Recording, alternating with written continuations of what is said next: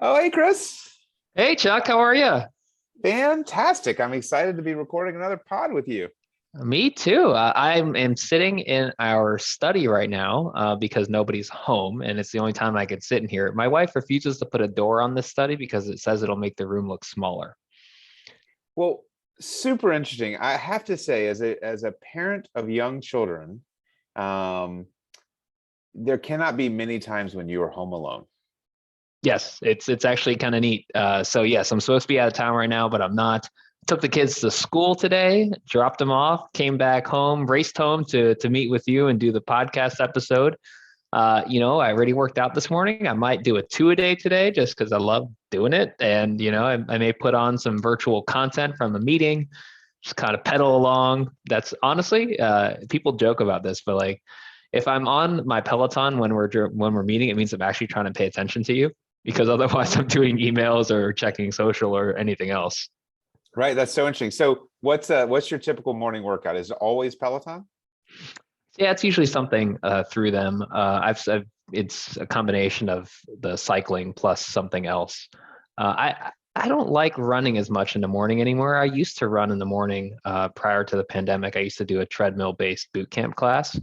But I don't know. It's kind of hard to drag myself down there to run. I can get on the bike for some reason, but the running just seems harder to me. That is super interesting. Yeah, I just try to mix it up, and when you get old, everything gets a little harder.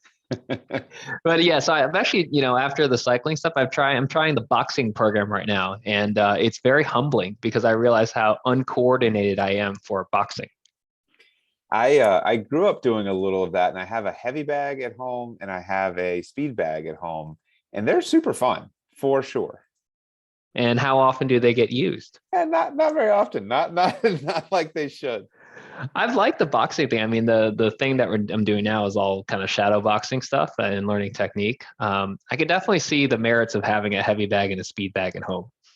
There is no workout like a boxing workout, which is why, as we all know, there's all kind of gyms around that you can go do a boxing workout because it's impressive how much it can get you.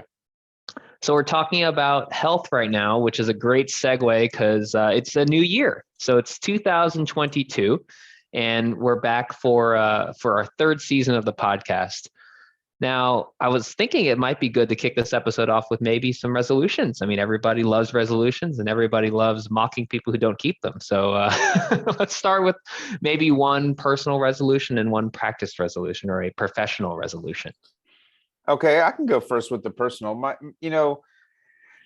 It really is. Parenthood is a super interesting thing because of its demands on our time in a world where we're already super busy with work. And so making the time to take care of oneself, you do a good job at it. And honestly, I think it's the right approach because if you take care of yourself, you can do all your other duties to a better degree. Life gets a little less complicated as kids start leaving home. And so especially when your third child is also rarely home. My Macy's my youngest, and she's in 11th grade, and she's very social, and so she's not home as much. And I do try to be careful not to, I'm not home enough to. I just have to be very careful about how I spend my time at home. But I've been able to exercise more, and that is my goal for 2022: is to continue this kind of reborn interest in working out on a regular basis and multi-training and all those kind of things. So I'm super excited about it and looking forward to it being a great year. Now, how do you envision kind of keeping track of this, or because usually people's resolutions in January come down to health stuff.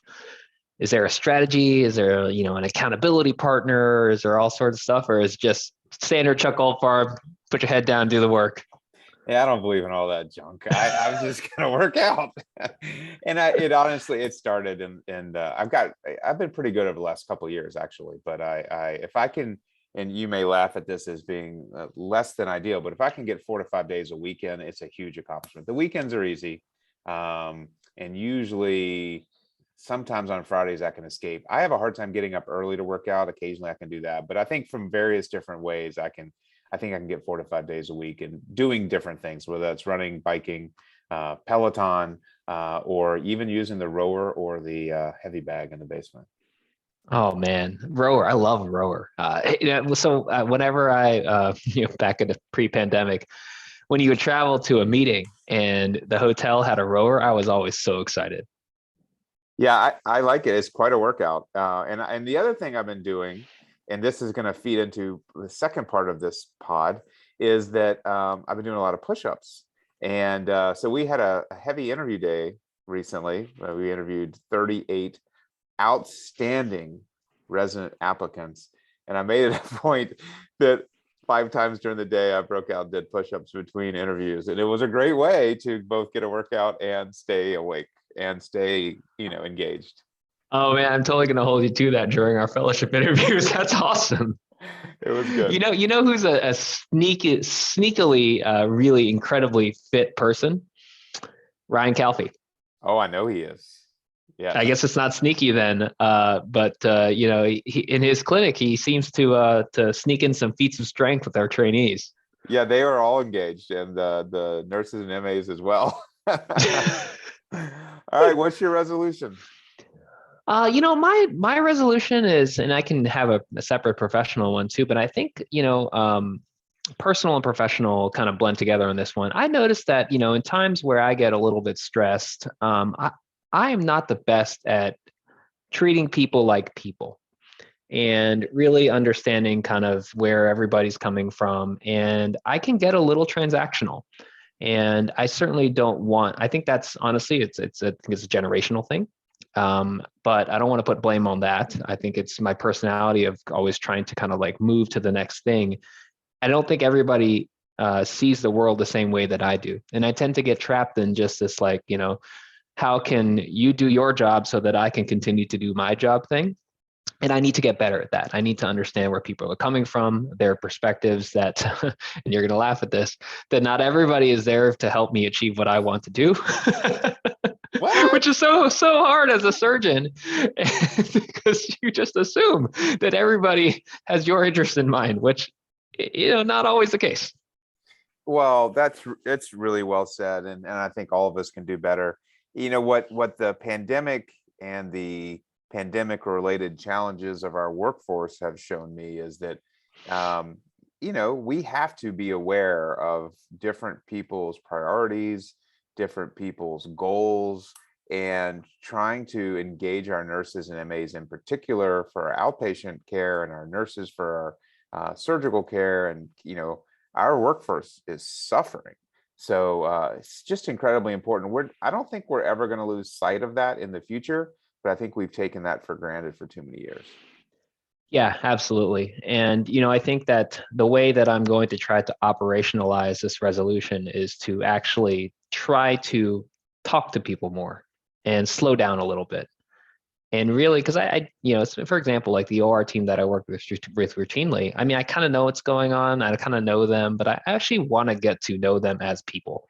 Because I think that's the temptation, especially as a young surgeon trying to be busy and trying to get things done, and rightfully so at times focused on patient care and cases.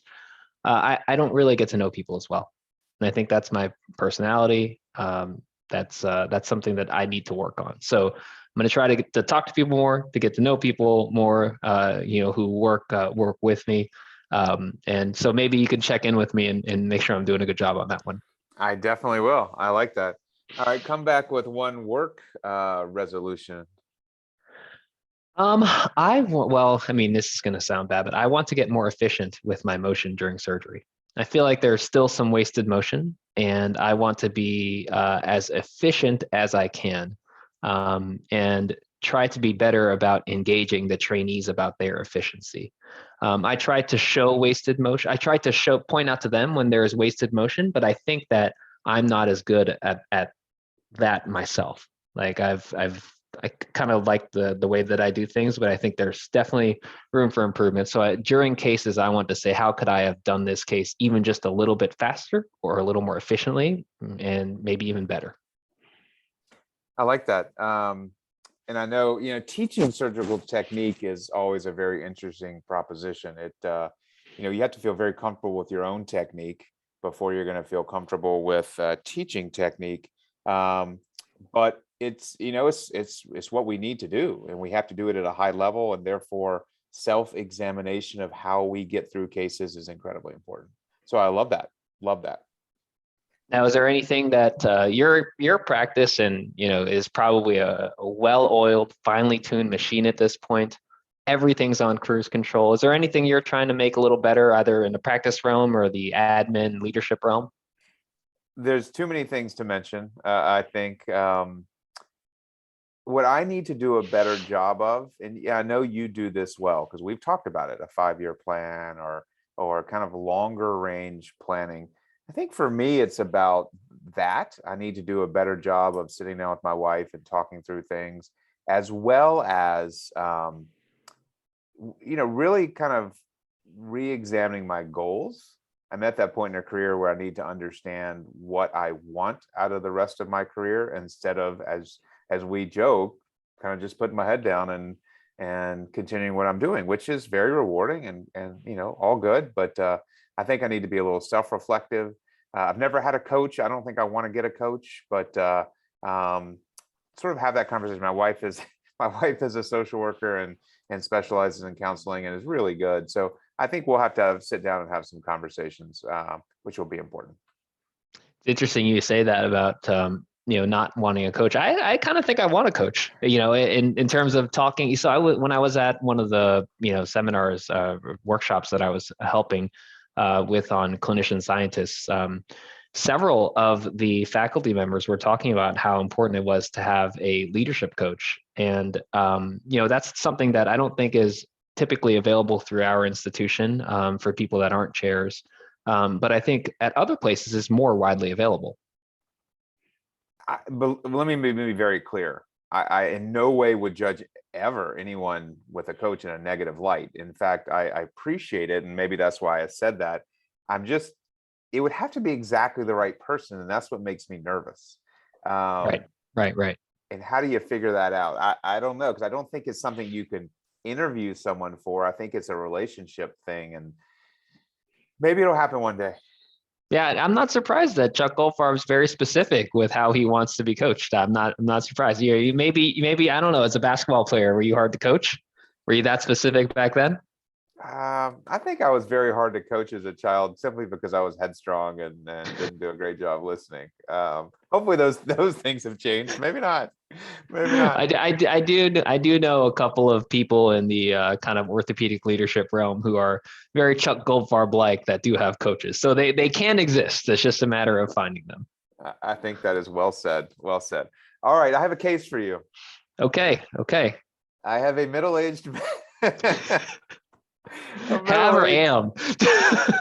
Well, what's crazy is the patient is me, as I will get to, but I'm sitting in clinic yesterday and I take this adorable little 17-month-old child to get a mini C-arm, and I have to enter their date of birth and their medical record number, and their date of birth was July 24th, July 24th, 2019. Is that right? No, 2020.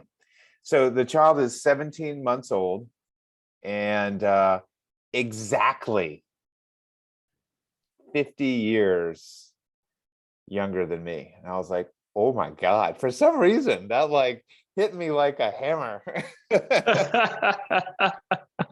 How can someone be 50 years younger than me? The math just works somehow, Chuck. The math just works. So the parents are sitting there. I kind of paused and they're like, looking at me like, what's going on? And I was like, I'm having an existential crisis. I'm sorry. Excuse me for 30 seconds. They're like, did this old man just have a stroke? Like, what's going on here? So, all right. So I told you I'm doing a lot of push-ups. Not that anyone would notice, but it may or may not be related to my newest symptom, which is I have no constant numbness or tingling in my fingers. I have no provocative peripheral nerve signs, but occasionally when I reach for something, and it's not necessarily forward, it's not necessarily abduction of the shoulder, but I'll go to bend and reach for something, and I will get a clear, sharp nerve pain to my index finger. Period. End of story. And if it's an impressive enough reach that can linger for 5 minutes or so. And it's the tip of the finger and the dorsal aspect of the finger. I have no neck symptoms whatsoever. What do you think? So dorsal aspect only? It feels more dorsal, but I think it is pulp and kind of radiating some dorsally. Terrible patient. Terrible Historian. Can't describe. So, I guarantee you there is a therapist or a very astute hand surgeon listener who's probably going to nail this before I do. But, I think that a lot of times patients can have symptoms that are related to their cervical spine, even if they don't have frank radiating radicular type symptoms. So that's probably the first thing I would think of. Is just some irritation of one of your nerve roots, probably C6 based on the way you're describing it.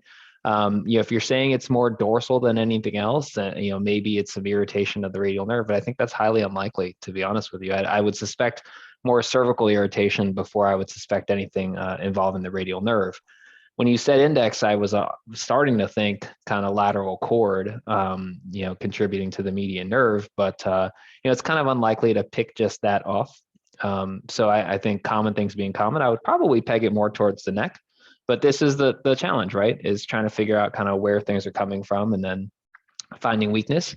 And, I've diagnosed a few people in my clinic who've come in for rule out carpal tunnel, et cetera, with, C6 and stuff. And there is some subtle weakness in things like elbow flexion when you really push on people. Now, you're not going to find it if you're doing a cursory examination. But, one of the things that I learned from Elizabeth Hoggart was you really got to push on people. And I think people are surprised with how vigorously I will examine some patients. Sometimes you'll find some cervical stuff. I don't know. What do you think? Well, I certainly, that's why I was trying to do a self Sperlings and all the, cervical assessments. I'm sure I hope there's a video of you trying to do a self Sperlings because I would love to watch that. I'm not going to do it here. Anybody who's not watching the YouTube channel, Chuck just tried to Sperlings himself and he looked like somebody in a headlock.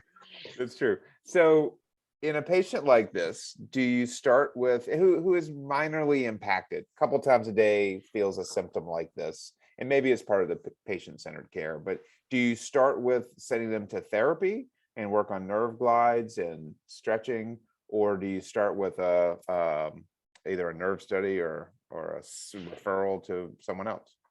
I probably wouldn't start with getting any testing at this point. It's still early on. If I was able to find some other finding that would corroborate suspicion for cervical spine, I honestly would probably just start you on either some oral anti-inflammatories if you're able to do that, or a short course of an oral steroid, which can sometimes just wipe things out entirely. But it's probably more time than anything else. If symptoms become a little more frequent and bothersome, then I think that a course of therapy can be very useful. When you think about nerve glides, I've always wondered, does that make any sense at all? And maybe we should invite our therapist superstar Macy back. But when you think about nerve glides, how do those work, and how do you think about nerve glides? So in brief, I think the goal with the nerve glide is to try to, it's in the name, but keep the nerve gliding and keep the tissue around the nerve nice and compliant, so that it's not getting stuck anywhere.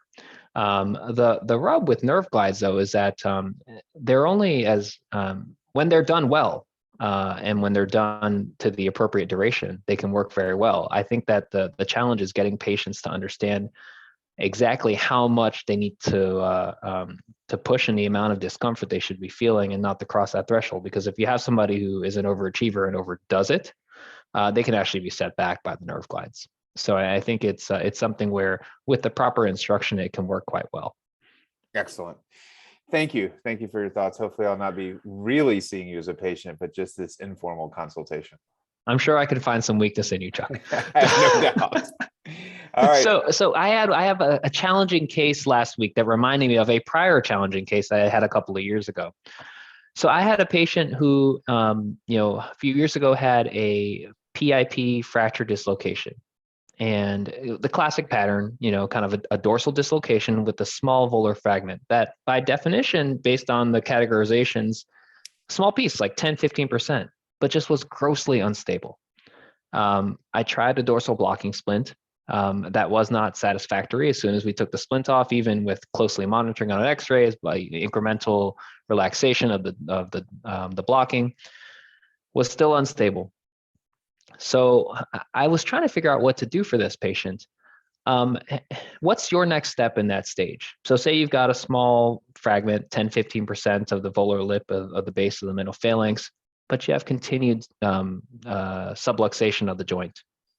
Yeah, those cases are interesting because it doesn't really fit, right? You think about a fragment that size, is that fragment really contributing to the instability, or is it more the soft tissue envelope? Nonetheless, even if the fragment may not be the reason this patient's unstable, fixation of that fragment could be considered as a role to reconstruct that buttress, the volar buttress. So for me, it would depend on what I thought about the fragment. And if I thought that fixation of it would increase the stability, that would be my first choice, because I prefer that over any type of traction situation or distraction of the PIP joint. Others might consider placing simply a dorsal block splint. I'm sorry, a dorsal block pin to function in the same way that a splint does, but can be a little more effective. I don't love that treatment, so that's not my first line. My first line is if I think the fragment is reducible and can hold a screw, that would be my first choice, with a distraction setup as the second choice. So like 1-3, 1-5 screw situation? Yeah, absolutely. Where I typically release the volar plate from the fragment. So leave the volar plate attached proximally. Free. Let me back up. So Brunner type incision, so V-shaped incision centered on the volar PIP joint. Protect the neurovascular bundles on either side. Open between A2 and A4 and retract the flexor tendons and go down to the volar plate, working a little more distally than we typically do. I typically approach things from proximal, but this is approaching it from distal. So working on the fragment should be easy to identify. Elevate the volar plate insertion off of this bony fragment and then try to reduce it anatomically. Usually what I do is I put a K-wire in on one side, and typically that's a 0.035 K-wire. And then on the other side, if I've gotten the reduction, then I'll put a screw in, and then I'll remove the K-wire and put a screw where the K-wire used to be. Again, if the fragment allows it. I'm not sure what your sense was about that fragment. Yeah, I mean, not for this particular case, but having had the opportunity to explore small fragments, I find that the more you mess with the fragment, it's diminishing returns. So caution for those that are taking on what Chuck is describing. Yeah, if you can get some screws in a fragment and have that act as a proper buttress to joint dislocation or subluxation, great. But those are one chance pins and one chance screws. I think that is really well said. And what we as the surgeon need to be super careful of is properly identifying those fractures that will allow this. Because if there is comminution of the fragment or dorsal to the fragment, so further comminution along the joint line, this will not only not succeed, it can make a difficult situation more difficult. So you are 100% correct, and I agree with that caveat. So, you're saying if you can't do that, your next option would be a traction dynamic X-fix kind of thing. I mean, you're there. You've already got the approach. Are you doing a little volar plate advancement, a little volar plate arthroplasty while you're there, or no? No, I'm not. I guess if the exception, and so many of our listeners will have never seen a volar plate arthroplasty. And again, not to keep harping back to my training where things, have dramatically changed, but volar plate arthroplasty used to be the treatment for these volar fractures with joint instability. And it was popularized in New York, and I think in the right hands can still be an effective treatment, but most of us don't do it well. And so volar plate arthroplasty, where the volar plate is advanced into the site of the fracture, has not been a tool for me. I think it's a good surgery to know how to do to bail yourself out if you get into a situation where fixation doesn't work. You maybe have not talked to the patient about a dynamic X-fix, or in the case of a hemi-hamate gone awry, that is one option. So say you've gone to the dynamic X-Fix. In this particular case that I'm describing from a couple years back, the dynamic X-Fix was actually where I went directly. I did not try to fix the fragment. I thought it was too small, and perhaps I was not enlightened by you. And I know that our partner, Lindley Wall, also likes to fix the small fragments. But I went to a dynamic X-Fix. It went great. Patient, it was a little bit awkward on the finger, but it looked good. Patient actually moved with it because he was working with this therapist. I know that the knock on that is, although it's a dynamic X-Fix, patients don't actually move. But yeah, they were doing great from that. So we did the dynamic X-Fix and we left it on for I think probably 6 or 8 weeks or something like that. And time came for the X-Fix to come off. And we were happy with it. Looked rock solid on the office fluoroscan. Next week, unstable. Right back out. Not a good feeling. What do you do now? Yeah, now you're in trouble. The bailout at this point is, I think you have to try to understand why, obviously, why did it fail? Was there something about your construct? It doesn't sound like it, especially if you're getting good motion with your fixer. It's probably not the construct. Is there some unrecognized additional soft tissue injury, which again, should have healed? Is the volar fragment larger than expected and not healed and therefore contributing to continued instability? I think you have to be just carefully examine all the variables to see if you can identify why it failed, and you might not be able to. Yeah, I think we thought pretty critically about it. To me, it just came down to the fact that there just wasn't a strong enough bony buttress. So we went to the next level. And at this point, are you, the only other option I'm aware of that would work in this situation is a hemi-hamate. So I am a fan. Not everyone is, as you know. One of our partners does not like or believe in the hemi-hamate because he doesn't believe he can make it work. I did my training in Cincinnati, and Cincinnati and Indianapolis and Louisville had an annual meeting, and the impact of Hill Hastings certainly was felt in Cincinnati. And there was some research done about the hemi-hamate technique while I was in Cincinnati.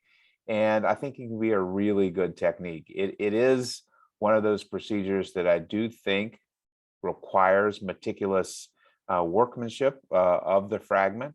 So harvesting the right fragment, contouring the fragment to the right specifications, and satisfactory fixation. So it is not a simple slam dunk guaranteed great outcome, but I think it can be really, really good. Yeah, I agree. I think it's one of the more technically demanding carpentry jobs that we have to do in hand surgery, if not the most, to be honest with you, because I think it's not just harvesting the graft appropriately, but it's also getting your recipient bed ready so that it can receive it appropriately. And I think that's honestly the biggest challenge of that surgery, is making sure that your graft is shaped appropriately, tilted appropriately to act as a buttress. And for those listeners that are unfamiliar with this concept, at the CMC joint, the distal aspect of the hamate has a very nice articular surface that matches essentially what the base of the middle phalanx has. And it's that kind of where the fourth and fifth metacarpal base articulate with the hamate. That's very similar to that condylar ridge that's present at the base of the middle phalanx. So you essentially look at your defect that you have. If you have an irreparable base of middle phalanx fracture, look at your defect. Go look at your your hamate. Harvest a portion of the hamate with a saw, kind of chiseling it out, and then bringing it onto your middle phalanx, and then using that to recreate that concavity and that lip of the base of the middle phalanx. Yeah, well said. And hopefully the listeners can visualize that if they are not already familiar with the technique. It can be a game changer. I mean, it can salvage that PIP joint. When I have not always had great outcomes, and I think sometimes arthritis can set in more quickly than we might expect, and the head of the proximal phalanx might not be as good as we hope. That can be one limitation. And again, as you said, the carpentry matters. But in the right setting, you can take a finger that's not really salvageable and you can get a great long-term outcome. Do you have any pearls about the carpentry, particularly how to either harvest that graft nicely or to get your recipient bed ready? Or the part that I find challenging is getting that tilt just right, and then not having it be too bulky. Yeah, so the bulkiness of the graft is absolutely always a challenge. I think harvesting sufficient length of the cartilaginous surface can be tricky, because you're having to sort of dig into the hamate to get the depth of the new articular surface. That can be tricky. I think the way I remind myself intraoperatively is you do want to recreate almost a cup-like surface of the base of the middle phalanx. And so what that looks like probably varies a little bit from patient to patient, but you're really trying, you have to, not just trying, you have to reestablish that volar buttress. And so that's how I think about it as I fix that graft. Yeah, I mean, if you don't restore the volar buttress, I mean, that's the whole point of the surgery. I mean, so it is really just endeavoring to make sure that, getting the whole thing completely exposed, shotgunning the joint open, and getting a great look. And then for me, it was just really repeatedly kind of looking at it from multiple views and tilting it over to make sure I had that restoration of the concavity.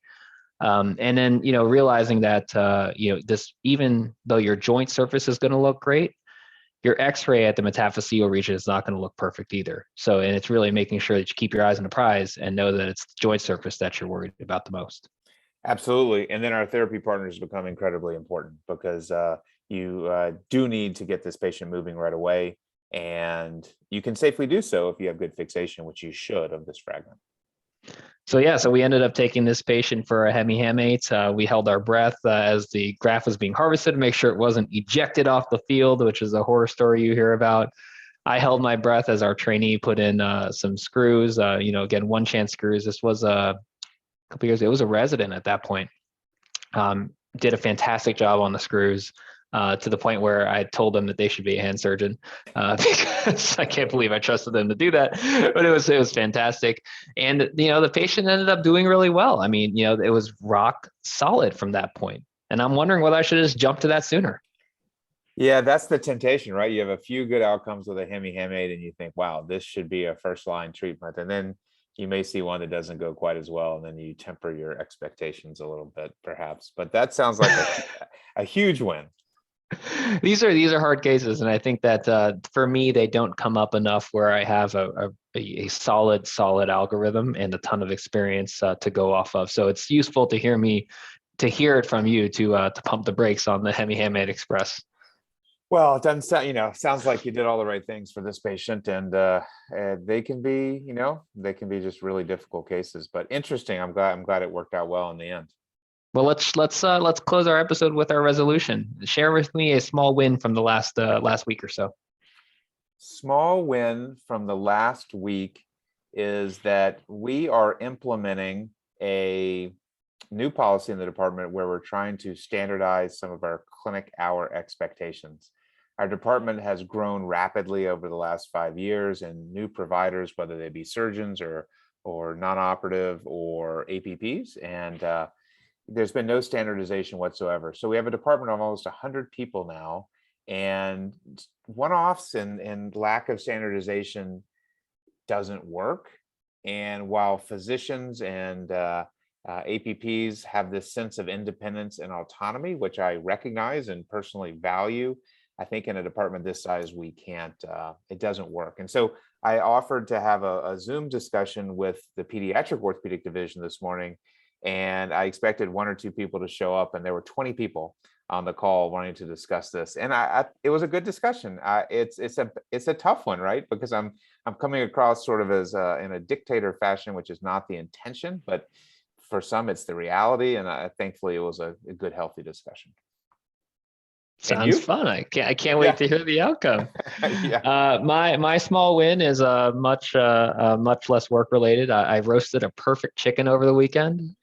Something I'd never done before, and I felt like I had this menu set up. I was like, oh, I really want something. I think a roast chicken would be nice. Yeah, perfectly roasted. It's funny. My wife got me this Bluetooth meat thermometer for as part of my Christmas gift, and the damn thing never works. So I'm trying to use it, but the damn thing never works. And I think I'm better off with the old school technology. But yes, it was delicious. I enjoyed it tremendously. So I'll see your perfect roast chicken and raise you one. I found it. This is totally not me, and anyone who knows me who's listening, including you, is gonna be like, what the heck is going on? But Talia is definitely the primary chef in our family. But I was looking at Instagram and I was trying to find the name of the chef, and I saw this what I thought looked like a fantastic recipe for Mongolian chicken. And I kind of just haphazardly say, "Hey, Talia, what do you think? You wanna make this?" And then I get home and she's making this chicken, and it was fantastic. And I've never used Instagram for anything practical in my life. Here you go. That's a win. I mean, it's just like I dream of genie, like something just kind of shows up. Good for you. It was a huge win. I totally just dated myself with that reference too. Damn it. Yes, you did. Yes, you did. All right, one more brief story on the way out. All right. I have my children two are in college and one's in high school, and the college first year was home. She's about to head back, and she was with a friend, and we were going to watch some sports or something, and it didn't work out. And so I said, well, why don't we watch an episode of some show? And The Office flashed across, and neither of them really loved The Office, which caught me a little off guard. And I'm like, well, let's go a little further back and let's watch Seinfeld. And they gave me that little puzzled look, and for some reason they said, okay. So then I get on Netflix, and I kind of was trying to, like, in literally, the attention span is limited. So I had to very quickly find an episode which I thought would, keep their attention. And so remarkably and very quickly, I found the Puffy shirt episode. Good one. Which was a good one, was a classic. And it reminded me of how great Seinfeld is. It felt like it has stood the test of time, and two common, or at least somewhat commonly used expressions come from that episode. The first is the low talker, not to be confused with the close talker. And the second is master of my domain. Yes. Was that must have been interesting to watch with your college age daughter and her friend, but good for you. Oh, just wait, Chris. They did not bat an eye. I think that if I were to, I was thinking about the Seinfeld episode I would pick as a great Seinfeld episode to watch. I probably would have picked the Chinese restaurant one, where they're just waiting in the Chinese restaurant lobby. Which may not resonate anymore, to be honest with you, with like kind of all the apps you can get to get into a restaurant. And then also the one where Kramer is trying to push that car as far as he can go before he runs out of gas. Yep. But yes, I think Seinfeld has stood the test of time, and this will come across as a little bit of snobbery, but I did enjoy Seinfeld much more after having lived in New York City for 6 years. No doubt about it. I can only imagine. But just explaining to your kids, they're like, all right, Dad, what's this Seinfeld show about? Nothing. So much of their entertainment now is about nothing, so I think they'll be fine. Yeah. It was. I think they may go back and hit it again, so that's good. Well, that's good. I hope you got them hooked. All right, it's been fun. All right, have a good day. You too.